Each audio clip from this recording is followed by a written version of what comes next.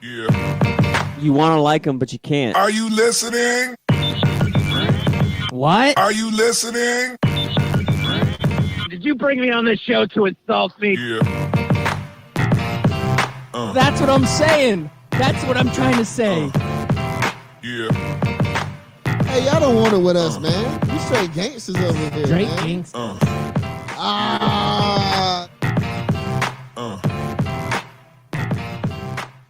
Yeah, good morning and welcome back. You are listening to Scout Team Radio. We bring it to you hot and live each and every morning. I am one of your hosts. They call me Loudbeard. You are the most egotistical, self-deluded person I have ever met. Okay, that might be true. I don't know. And the man on the other microphone, he is a great American. He is a great patriot. You may know him.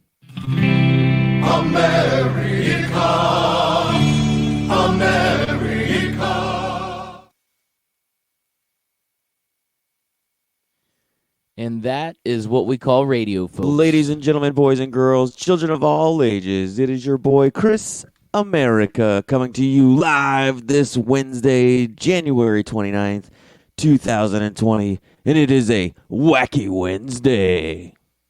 Wacky Wednesday. Yes, it is, Chris America. How are you feeling on this wacky Wednesday? Well, Loudbeard, I have a question. Hopefully I have an answer for you. Do you believe in aliens?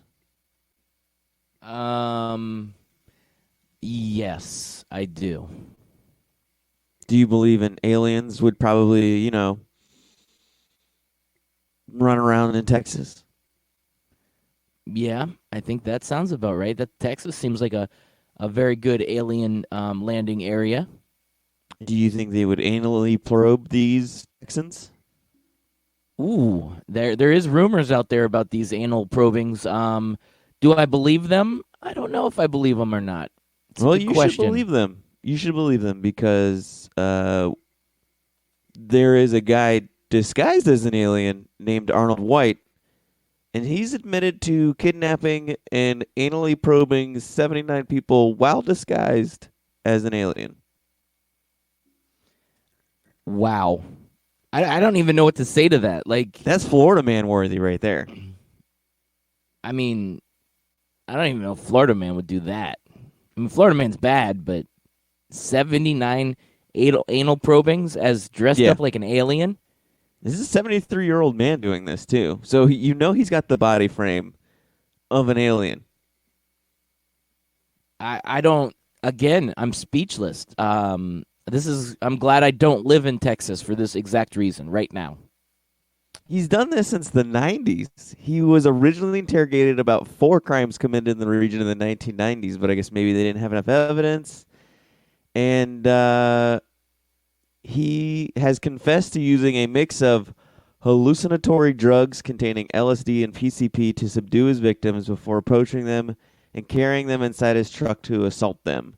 In order to confuse his victims even more, he set up his truck to look like an operating room and wear an alien costume.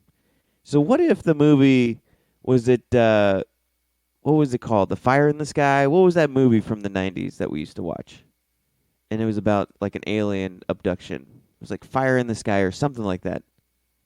I don't know. I don't think I've ever seen Fire in the Sky, but I'll look it roll up. with it.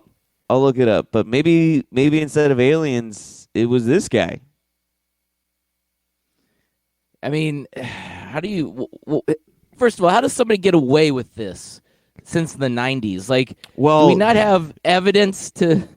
No, because when he drugs these people up, he probably takes them at truck stops and stuff, drugs them up, dresses like an alien, and then they show up on Unsolved Mysteries being like, "Hey man, all I know is this alien picked me up and put me in the operating room and anally probed me and dropped me back off.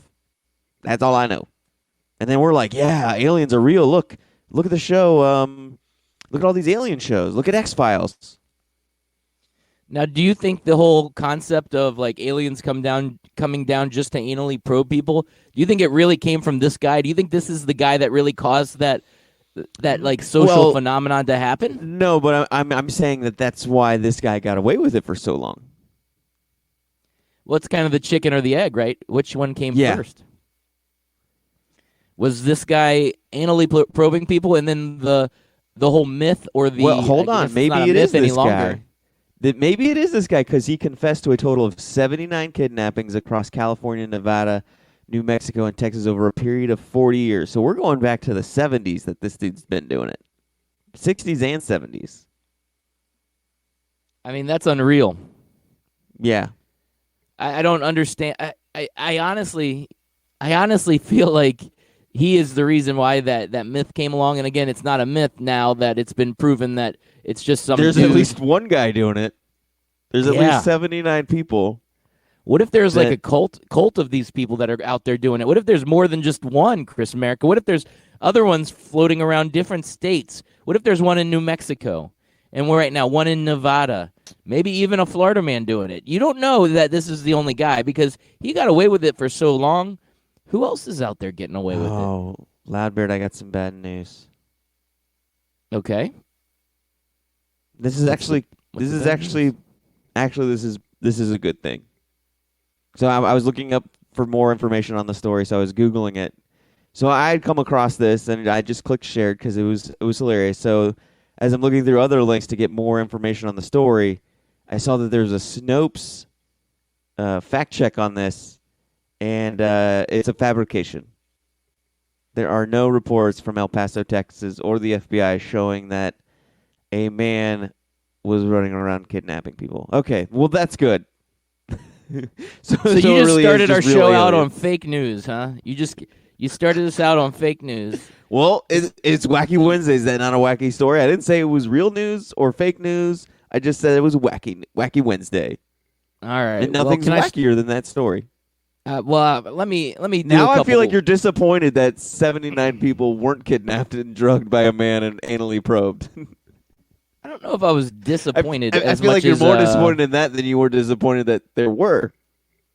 I just, it's hard to wrap your head around this concept. This is the problem. Well, How am I it's supposed not to really that feel hard. about some maverick running around anally probing people, pretending to be an alien? How am I supposed to feel about that? You want me to be excited? Is that what you want? You want some energy out of me saying, No, I'm saying "Oh that's what I'm boy, saying that's is- exciting." No, I'm You saying want me to is say, you feel "Hey, you feel let's more start disappointed up-" that story isn't happening than it was. I'm kind of a little bit on the fence on both. I don't know which one to go after. I mean, the fact that story's out there, it's exciting news to talk about on Scout Team Radio. But now that I've found that it's fake news, I'm disappointed. Maybe I'm more disappointed in you, Chris America. Oh, you are That you are the right. fake news. You fell for it and you sucked me in. You were falling down a well and you grabbed my arm and pulled me into. And yeah, maybe that is why I'm disappointed. You just went full on down on me. I'm not mad. I'm just disappointed. Yes. We'll But that we'll story go is ahead with completely that. believable, though. Like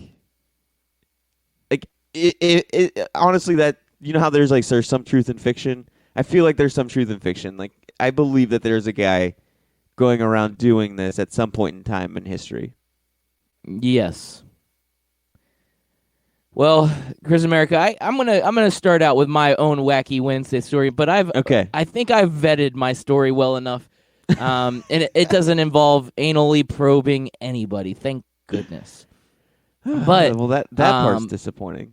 yeah. So I mean, as long as it's consensual, that is. yeah, And absolutely. I don't. Yeah. Consensual anal probing is fine. Do your thing, players. Okay. All right. Moving on. Well, here's the so- funny part too, Ladbert. What would you do? So they used a real man's. Sorry, I don't mean to interrupt, but I don't want to jump off the story as I'm having this thought. They used a real man's mugshot. What would you do if you had a mugshot out there? Maybe you had like a drunken in public, a long way back where you didn't really do anything bad. You just got a little noisy in downtown Orlando, and a rogue cop decided that arresting you was better than just having your friends take you home. And then that story, your mugshot's out there, and then some satirical website takes your picture off of that website and uses it to say, man kidnaps 79 people to anally probe them. I don't know. Are you happy that you're gone viral in a bad way, or are you like if you're an angry old man? Because that guy looked like he was an angry old man. Yeah. Yeah, you're not happy. And the other part to that, he may never know unless he's got grandkids that show him. Because I bet he's not looking on Facebook and Twitter to see the story. That's true. And he's got huge ears. Why is it that the bigger your ears get, the less likely you are to hear anybody? Did That's you a know good that, Lambert? Did question. you know that your nose and your ears never stop growing? Okay. That's Well, why it's old good to men know. and old women, they have much bigger noses and much bigger ears than the rest of the population on average. Because your nose and your ears never stop growing. However, Loudbeard, your eyes are the same size they were when you were born. Wow, this is interesting information. You are really adding a lot to this alien. I got to story. bring real facts to my fake news. All right, carry on with your Wacky Wednesday story. Sorry. Well, it's nowhere going to compare to your story. It's not even close. But there, I'm going to do a little soccer talk for you, Chris America. I've been getting fans and listeners all over the world asking me to bring back soccer talk. We have not done a soccer talk session in a long time, but I just wanted to mention that, and this man is going to be my hashtag Oprah Solid for today. Club president Javi Poves changed the name of a Spanish fourth-tier soccer club, and he Wait, changed can I guess it. the name? Yeah, go ahead. Did he change it to the Florence Yalls? He did not change it to the Florence Yalls. He did not. Or just the Spain Yalls? No, he didn't do Okay. that. Nope. He changed it to Flat Earth FC. He changed it because he's appealing to the conspirators around the globe. Well, He says football is the most popular sport and has the most impact worldwide.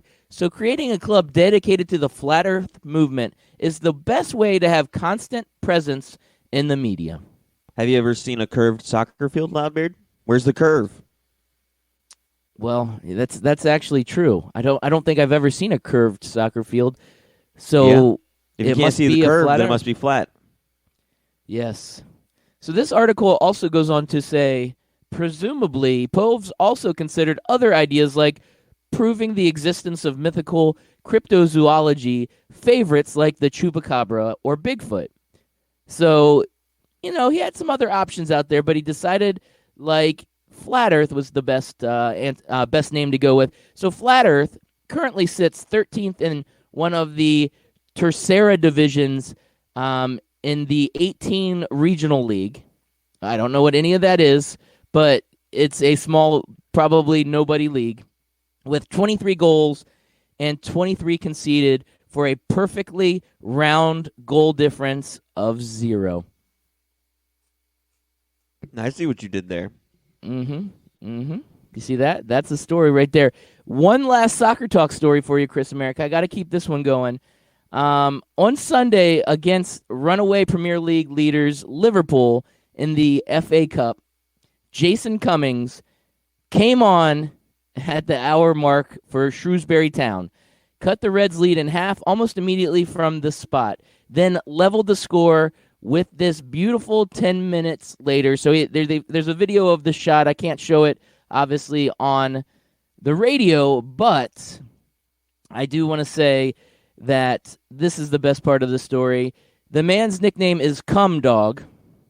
Yes, that's actually his nickname. It's part of the lore of English football, a buoyant Scottish attacker sporting a moniker rife with innuendo. So Cum Dog saved the day, and he, in his spirit, has helped his team to a surprising draw against a powerhouse in the league. So if you were athlete... But did Cum Dog shoot a heavy load at the goalie? Or towards the goal? I don't know, man. Did he drive? Does he drive the ball hard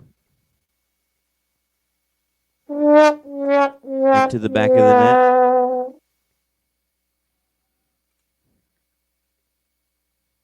Come, dog. I didn't deserve that.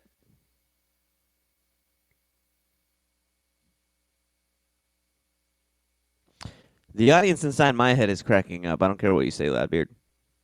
I swear to God, I'll pistol whip the next guy that says shenanigans. And with that, we will move on. So this guy Cummings, cum dog millionaire. That's what we call him. Come, my lady. Come, my lady. Anyway, that was Soccer Talk brought to you by L'Oreal. Great hair products. Loudbeard, I want to talk about some San Francisco 49ers. We spent a lot of time talking about the Andy Reid Kansas City Chiefs. So now I kind of want to talk about the San Francisco 49ers and make sure we spend equal amount of time praising each team and who matters most on that team. And the person I want to talk about and praise for this San Francisco 49ers team is none other than former football safety, former Tampa Bay legend, Mr. John Lynch, and the job that he has done as a GM. Did you expect this quick of a turnaround with how much of a dumpster fire the San Francisco 49ers were before John Lynch arrived? Did you expect this kind of turnaround? And, did you expect this from John Lynch when you heard that he was hired? Okay, so now I mentally have to get back into serious sports talk after we talked about cum dog and anally probing. So, okay. Putting my thinking cap back on. All right, back into the sports world. So, yeah, John Lynch. I did not expect him to be this great of a GM, to assemble this amazing ensemble, to draft as well as he's drafted. I haven't expected that from John Lynch, but I should have. John Lynch is a Tampa Bay Bucs legend. John Lynch is a Hall of Fame safety, a guy that was the quarterback of the defense. He helped him and Derek Brooks and Warren Sapp. That was a hell of a defense. John Lynch knows how to assemble a football team, and he has proven it.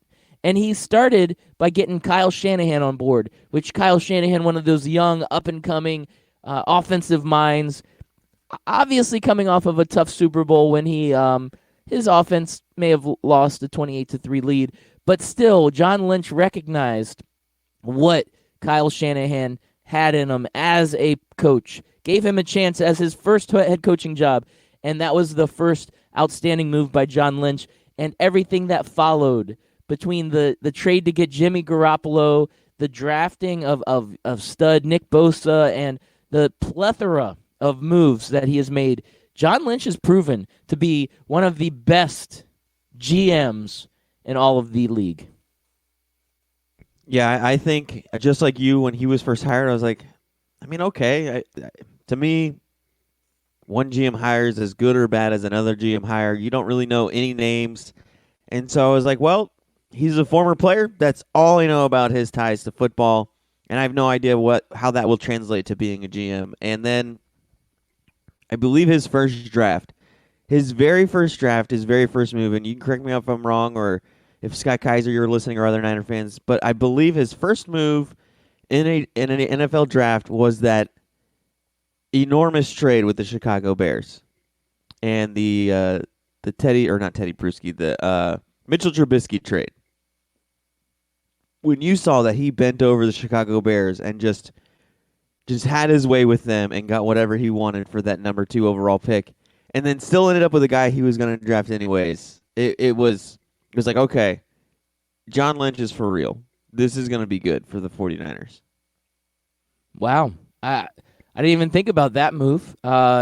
If that was his first, or even if it wasn't his first, that's a hell of a move. And I'm glad you brought that up, because I feel like teams don't get enough credit when they trade back and make these moves, because when you're in the top 5 in the NFL draft, unless there's a guy that you must have, you can really get leverage, especially if there's a guy sitting out there. Like this year in the draft, Tua is going to be sitting out there at 2, 3, or 4.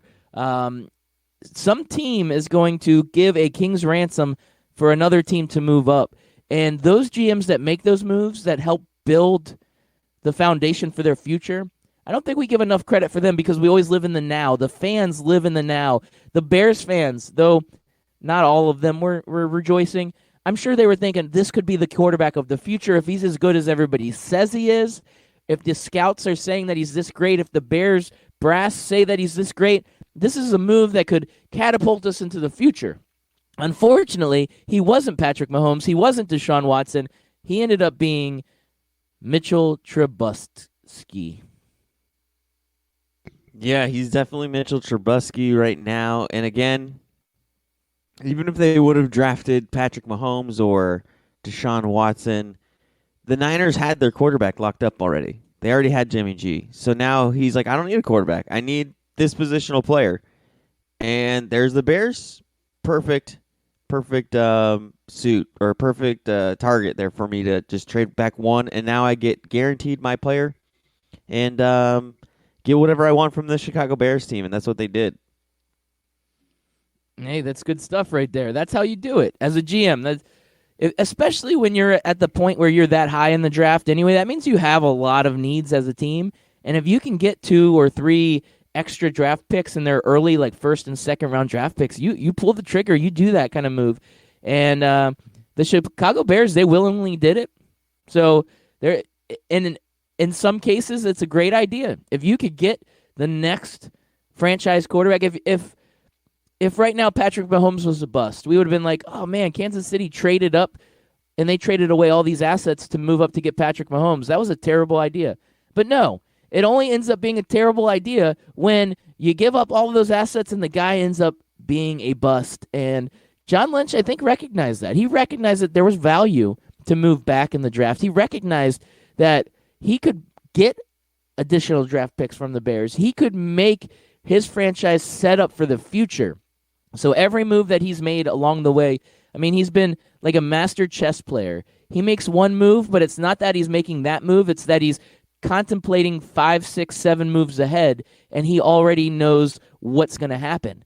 And that's what John Lynch did. And that's what he's been doing since he's taken over as GM for this football club. And that, to me, is the sign of a good GM. He's not making any knee-jerk moves. Last year, they could have easily tried to burn it all down, right? They had a bad year last year, but their quarterback was out with an ACL injury, and a lot of things just didn't happen and didn't go their way. So some GMs would take a step back and say, no, we need to do something.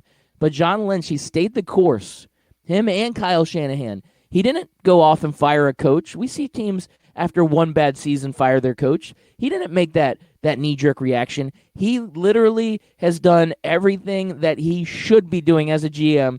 And what happens? Your team ends up in the Super Bowl, and that's how it's done.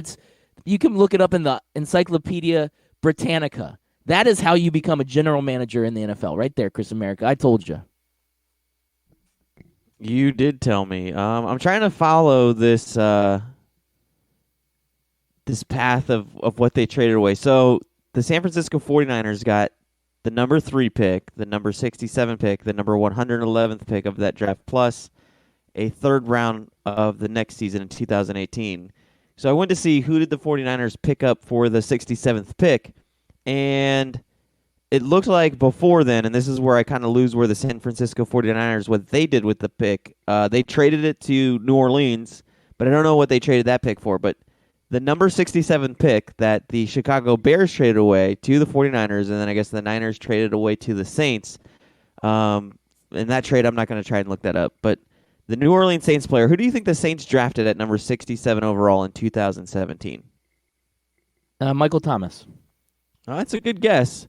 It is one Alvin Kamara. Ooh, was yeah, the 67th pick. So that was the Chicago Bears pick. Would you rather have Mitchell Trubisky or Alvin Kamara? Oh, obviously Mitchell Trubisky. Would you?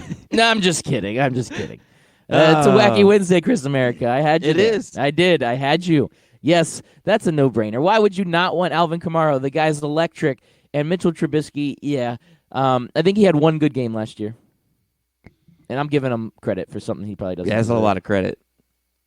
So, yeah, they definitely raked over the Chicago Bears. The Chicago Bears missed out on a lot to get Mitchell Trubisky. They missed out on, Deshaun Watson or Patrick Mahomes, and then they missed out on Alvin Kamara, who was sitting there at number 67 for them to take. Yeah, that's that's a pretty significant miss on both those ends. And I mean, I think that's going to go down as one of those picks in history. It's unfortunate. It's like that with Darko Milicic in the NBA when he was drafted, and so was like Dwayne Wade and Carmelo Anthony and Chris Bosh, and they're like, well, let's take a chance on this Darko fellow from Europe. That's what the Mitchell Trubisky draft is like.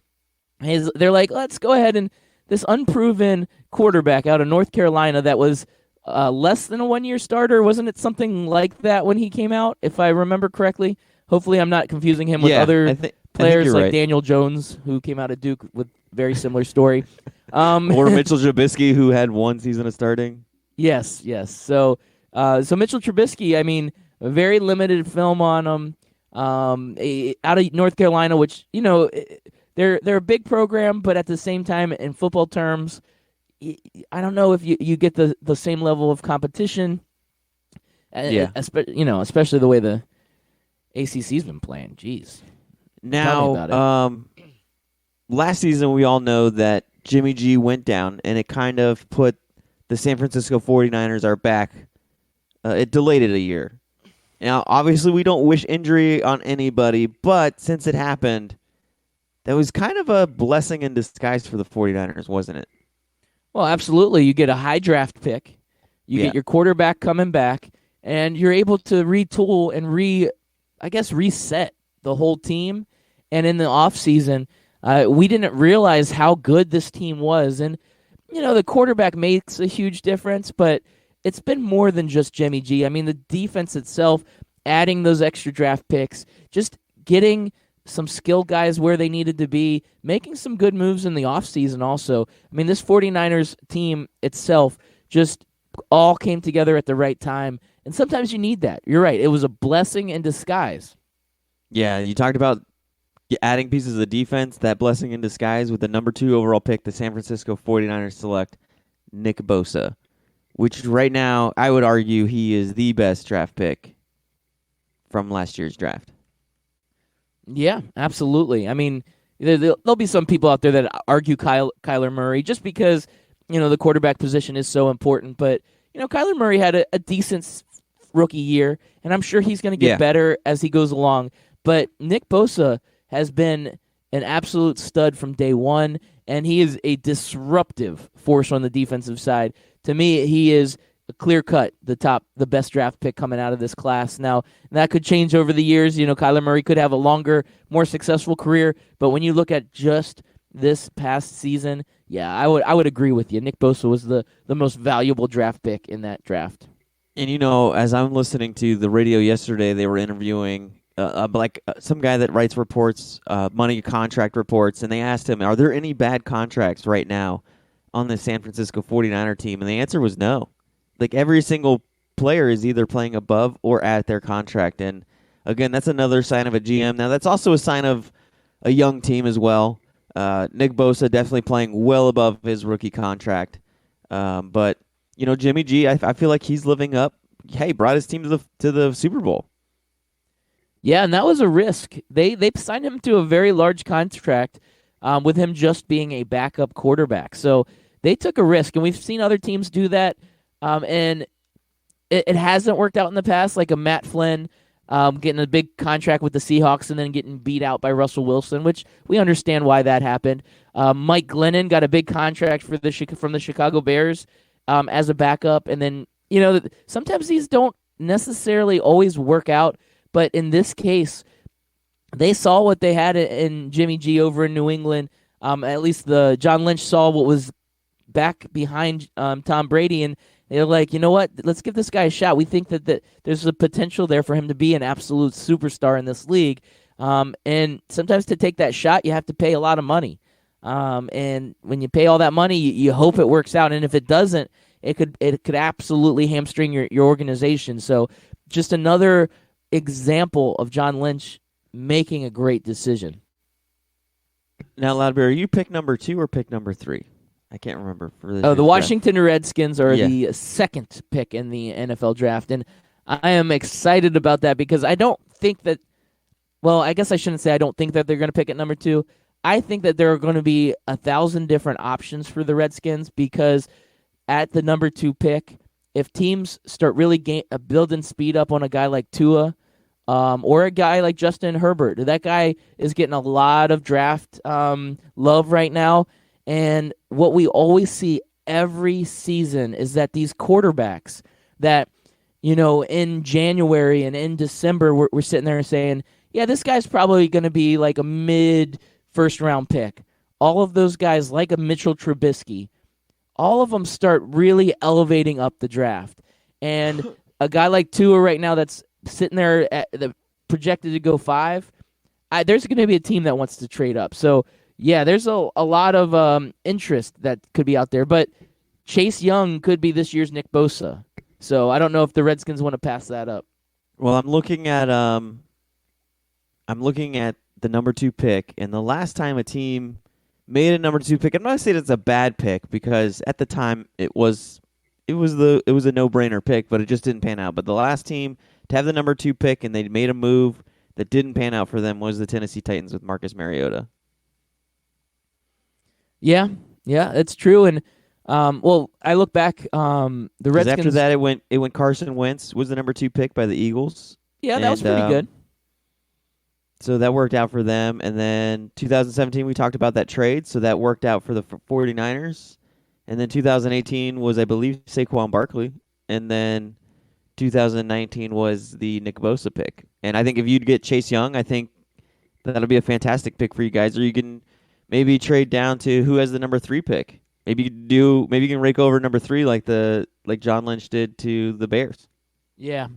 Well, I think the Giants are sitting there at number 3 and at number 4. Both 3 and 4 have quarterbacks. No, you have. Looks like you have the Detroit Lions are number 3. Oh, that's what it is. Lions are 3, and then the Giants are 4, and then the Dolphins are 5.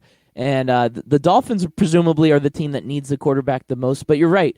What if the Lions decide to move on from Matt Stafford? I mean, they've paid him a lot of money, and it's been a lot of mediocrity in Detroit. Or what if they decide it's time to move on? Or they decide, we can actually take a risk on Tua because we have a good quarterback, so we're going to have Tua rest up as long as he needs. He has no need to rush back to get on the field because we have Matt Stafford. And then when Matt Stafford's contract's out, we'll just roll with Tua and move on from Matt Stafford. To me, I feel like that would be a smart move. It's what I wanted the Carolina Panthers to do. Yeah, and I don't know that Matt Stafford's a whole lot different than Cam Newton as far as the team wanting to move on. I mean, right.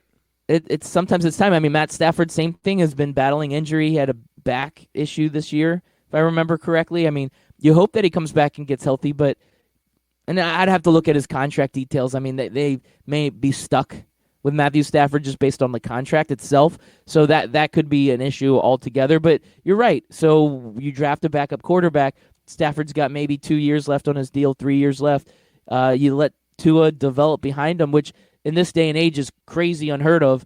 Oh, no, a young quarterback doesn't get on the field immediately. Yeah, sometimes they need to develop behind the incumbent. So, I don't know if the Lions are going to make that move, but they could.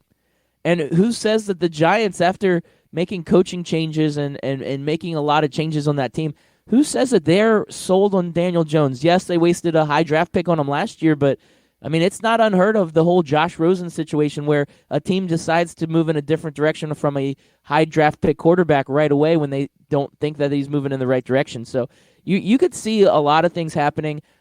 Dolphins, Panthers, I think, are sitting at 7 or 8. They could make a crazy move to try to jump up and get their quarterback.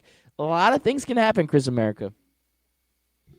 Yeah, so he signed through 2022 is Matt Stafford. So that's 3 more seasons left.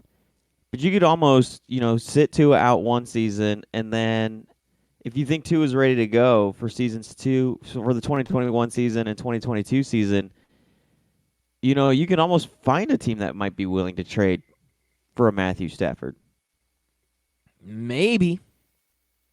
I mean, you only get 2 years. I mean, he's got a $20 million owed against the salary cap in 2021, and then $23 million owed in 2022. Maybe. Yeah.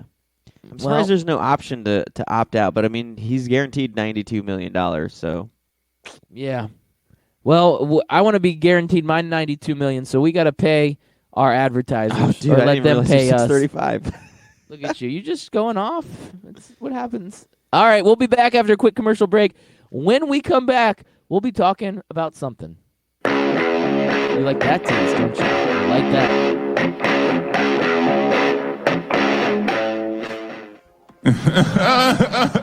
Hey, Kawhi, what are you laughing at, man? This isn't funny. Fantasy sports reimagined. FanDuel, that's what I'm talking about. It is more than just fantasy sports. It's the best way to watch the games, win real cash, and bring the action right to your living room. Just choose a contest, make your picks, watch, and win. And if you go to FanDuel.com/STR today, you can get a $5 deposit bonus. Once again, that's FanDuel.com/STR. Come on, man. This is not a laughing matter. If you've been listening to Scout Team Radio for a long time, you know that myself, Loudbeard, has placed a bet or two in his day. That's right, I've lost the beard bet, I lost the romper bet, but one place I don't like losing is when I bet money, and I can easily do that at MyBookie. That's right, you can go to mybookie.ag, use promo code 12OZSports, and get a 100% deposit bonus up to $1,000. Hey, guess what? That is a lot of money. Do it.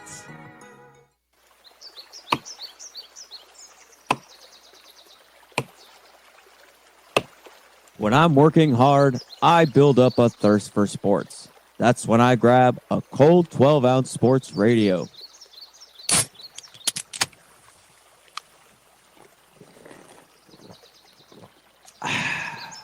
"12-ounce sports radio. Quench your sports thirst."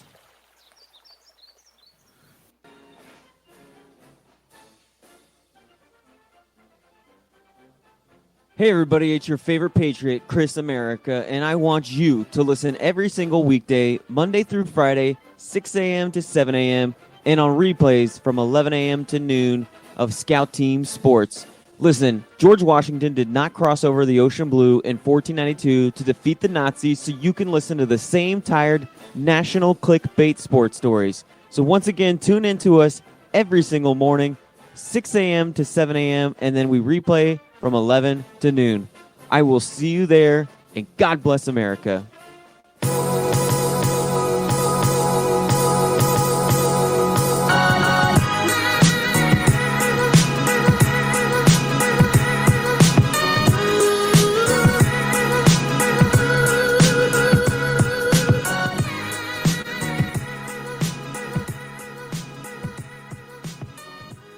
Welcome back. Thank you all for listening in. We appreciate it.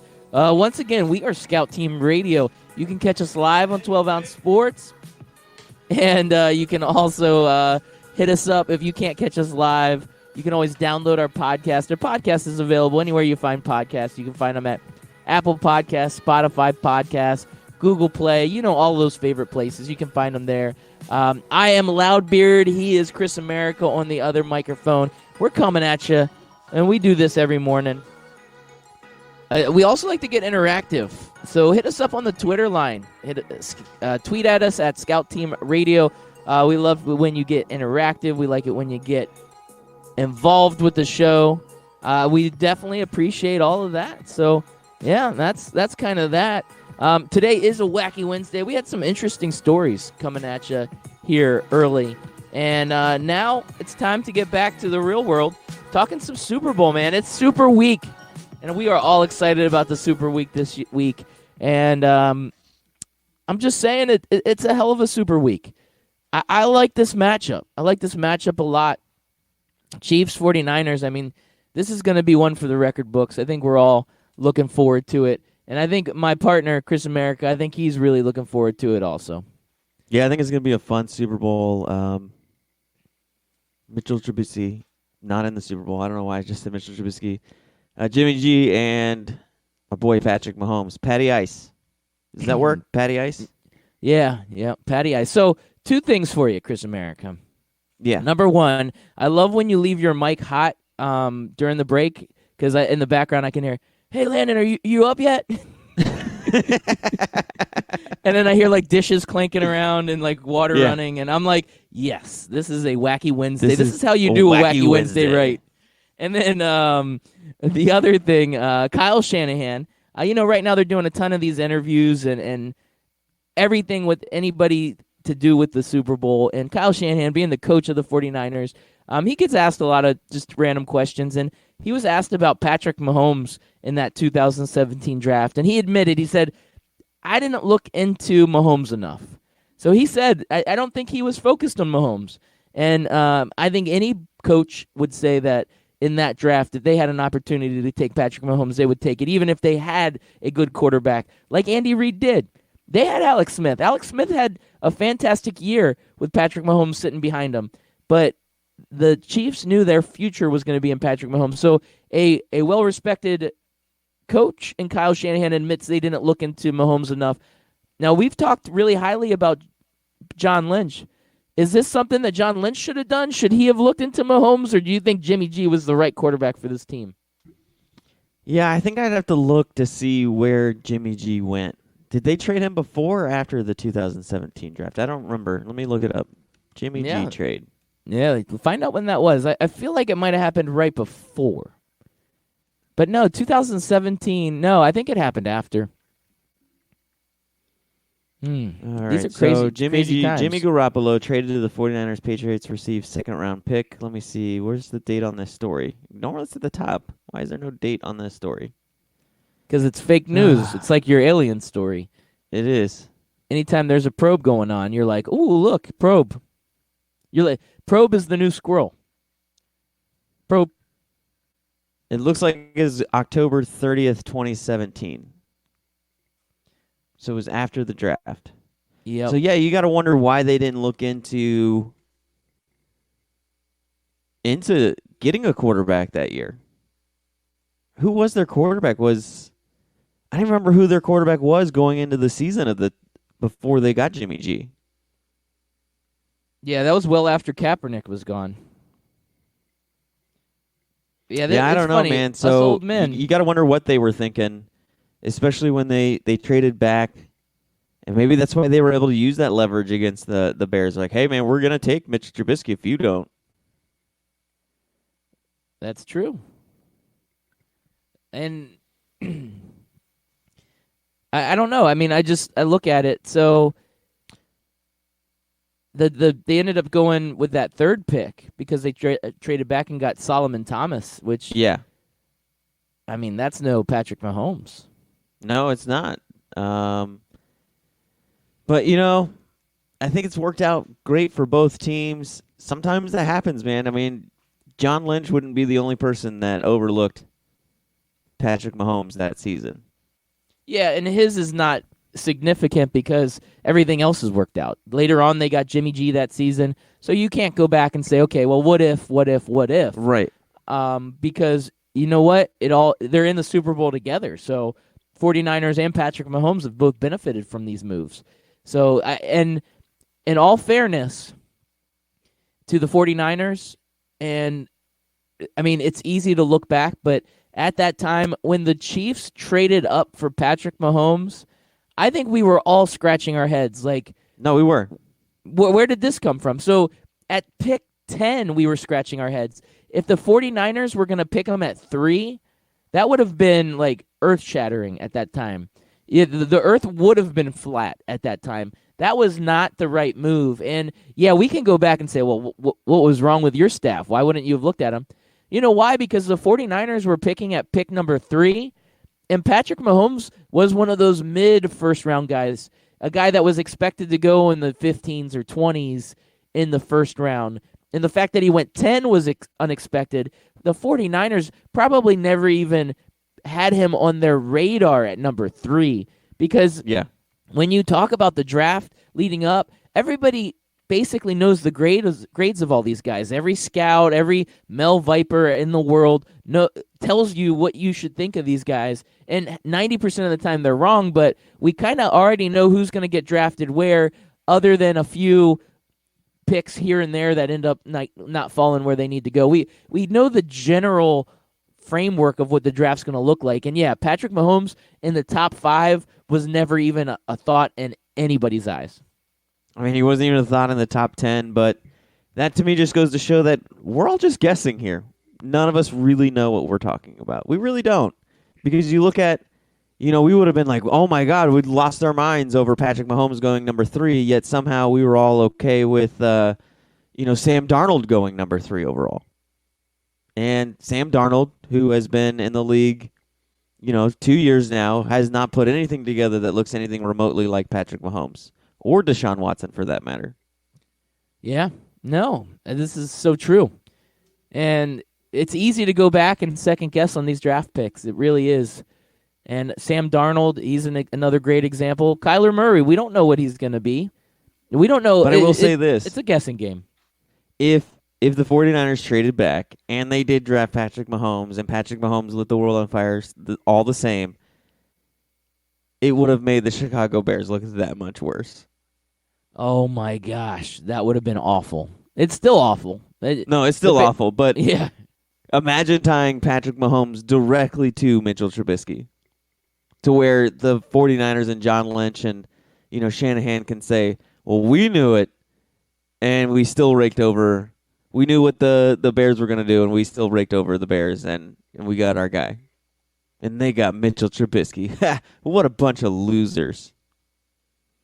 Franchise quarterback, Mitchell Trubisky.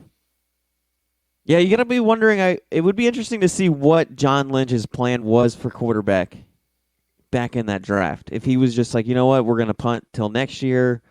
I want to build other pieces around it first and then get our quarterback. Because it was really it was kind of luck that they ended up with Jimmy Garoppolo, 6 months later, right? Yeah, and I mean, I think they identified after the draft when a quarterback didn't fall their way that, yeah, they still needed a quarterback. It was a need, so they went after it. But, yeah, I don't know what the plan was. But I'm saying it took New England wanting to trade away Jimmy G. Yeah, no, they did. Then, they were fortunate for that. And then there were 30 other teams that could have outbid could have given more than what the San Francisco 49ers. Somebody could have offered a first-round pick, and nobody did. Which is weird to me, Loudbeard, that isn't it weird that sometimes veterans don't get as much as draft picks get? It is. Like, but you you're sit there paying and you for think potential. about what you sit there and you think about what the Bears gave up to get the number 2 overall pick, and then you look at what the San Francisco 49ers gave up to get Jimmy G, and it's like, how does that happen? How does a question mark get way more draft picks than a guy like Jimmy Garoppolo, where there were still some question marks with Jimmy G, but you at least had some baseline to look at and see potential there within the NFL? Yeah.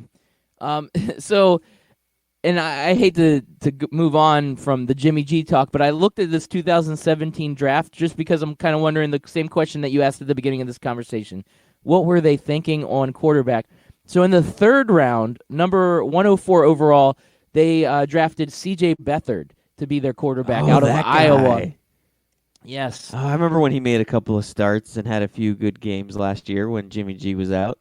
Yes. So maybe they had the thought that, okay, this could be a guy, a 3rd-round pick, a guy like a Russell Wilson comes out of the 3rd round. Like, you get guys that can be starting caliber quarterbacks in the 3rd round. Kirk Cousins was a 4th rounder. You get guys like that. So maybe they thought they could get a value in the 3rd round with C.J. Beathard, and they're like, let's go ahead and give this guy a shot. And then if he doesn't pan out, then we'll just draft somebody next year. Right, absolutely. Or like they did, they said, well, let's see what he's got. Maybe they see what he's puts on the field, and they're like, ooh, we drafted this guy. Then they see the draft block and the trade block, and they're like, oh, Jimmy G's on the trade block. Let's go see what we can get for him. Yep. Also, on this 2017 draft, I just wanted to throw out one other player was drafted that was a pretty decent draft pick for the 49ers. In the 5th round, 146 overall, they grabbed George Kittle. Nice. Solid draft pick. Another guy that's playing well above his contract. Yes. Yeah, that's that. I mean, again, that's one of those things where, as a GM, those picks go under the radar, But, yeah, George Kittle is a huge part of this 49ers offense. And a fifth-rounder, a guy you bring in and you're like, okay, let's see what he's got. He pretty good college career. Let's see what he's got in the pros. And the guy has just been a stud, an absolute stud. So that was a steal of a draft pick. Is that the same year that the Tampa Bay Buccaneers drafted that big tight end from the SEC? I can't remember his name. O.J. Howard. O.J. Howard? What was he, from Alabama? Yeah, he was from Alabama. Is that same draft or no? Different draft? Well, I was just looking at 49ers draft picks. I'd have to pull up the draft listing. He went early, so he should be pretty easy to spot out. I think he was like 17th or 20 overall. Yeah, so... What pick? Oh, I'm looking now. Oh, yeah, he did. He went 20... Oh, that's the wrong number there. Yeah, 19th overall to Tampa Bay. Yep, same year that Kittle was taken? Wow. Yes. See, this is what I'm saying, man. It's just a huge guessing game. None of these guys really know what they're talking about at the end of the day. They really don't. Yeah, and I love the whole what if scenarios that play out. And I'm just looking at these draft picks, and yeah, Mitchell Trubisky went second overall, and we know that that's not panning out. And I'm looking down the draft, and a team like Cincinnati, who's just god awful this year, absolutely god awful. They were sitting there at the 9th pick. They picked John Ross, who's a serviceable wide receiver, really fast guy. So they were one pick ahead of the Kansas City Chiefs with Patrick Mahomes. And sandwiched in between, I guess John Ross is sandwiched in between Christian McCaffrey and Patrick Mahomes. So is that the luck of the Cincinnati Bengals right there? To be one pick behind Christian McCaffrey and one pick ahead of Patrick Mahomes? Yeah, that is definitely their luck. And again, another team that could have pulled the trigger on Patrick Mahomes and decided, you know what, we're good with our guy. We're good with the red rifle. Yeah. Yeah, at that point. I mean, and that's kind of what I'm thinking, like with the Lions and Matthew Stafford. I mean, you can't wait too long on these guys. They have a shelf life. And Matthew Stafford is like an Andy Dalton. You're not going to get much more out of him than you've already gotten out of him. Sometimes it's better to take a chance. So, yeah, I could definitely look down this draft and say a whole lot of woulda, coulda, shouldas because, Watson being at 12 and Mahomes being at 10. And, yeah, there's some teams that really could have used either of those guys, like a Cincinnati.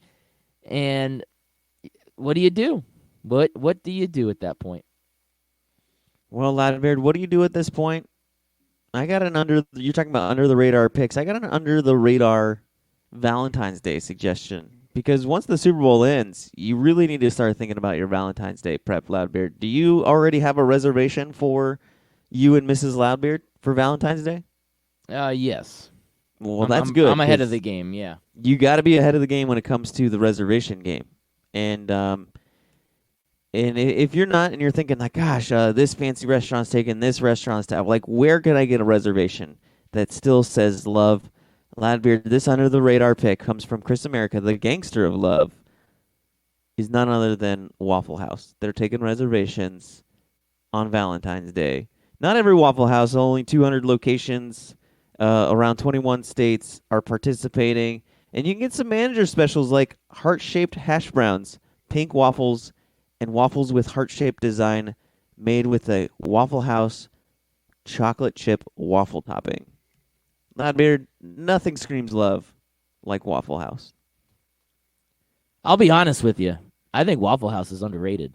Speaking of under the radar, I mean, they're the Jimmy G of restaurants right now. They're a backup sitting behind some of these other fancy restaurants that you would want to take your Valentine to. But sometimes you got to take a chance. Sometimes you really just got to give a guy an opportunity. And to me, Waffle House is the place to go. I like it. Giggity giggity. Yeah, you can make you can make your reservations. They're being taken for the dinner hours between 5 and 9 p.m. The time may vary from location to location. Loudbeard, Waffle House, coveted spot for Valentine's Day. All right, so I'm asking for a friend. Do any of the Florida locations accept reservations? They don't really list the states. Ooh, Let me see. In the Specifically, store. maybe the Central Florida area. Yeah, let me see if they have Yeah. the locations listed. Let me scroll back up because I think there was a link close to 200. Here's a link. Let's see if this link takes me to the participating restaurants. Here we go. Florida locations that you can get a reservation for. I'm scrolling. Lots in Alabama. You are covered Not in surprising. Alabama. Oh, here we go. Florida locations. Sanford. Yep. I'm You in. can go all the way out to the Bow Key. Make your reservation at 336 Westlake Mary Boulevard, Loudbeard. Make your reservations today. All right. Oh wait, I got one more thing I need to show you. Yeah. Here, let me pull it up real quick. Oh, there it is. There it is. Great show. I know we got some listeners in Ohio. Let me see if I can pull up Ohio locations that are participating. Cincinnati, 476 Ohio Pike there, Craft Brewed Sports, guys. You're covered. Toledo, 66725 Central Ave. No Columbus, though.